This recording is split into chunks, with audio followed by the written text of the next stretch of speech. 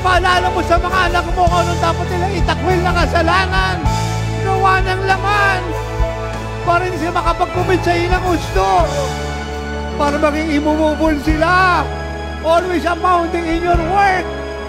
Triumphant, victorious, shining in your glory. A vessel of power, a vessel of honor, a vessel of success, a vessel of triumph. Na kahit saan sila pumunta, i-compare mo with sign, wonder, and miracle.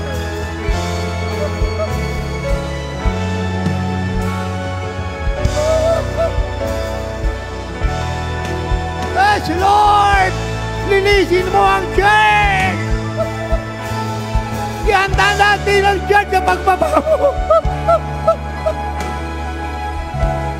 Ang issue ngayon ay kaligtasan, kasakdalan ng buhay, hindi pera, material na bagay, ari-arian, manaturismo abroad, ano pang bagay ng mundo.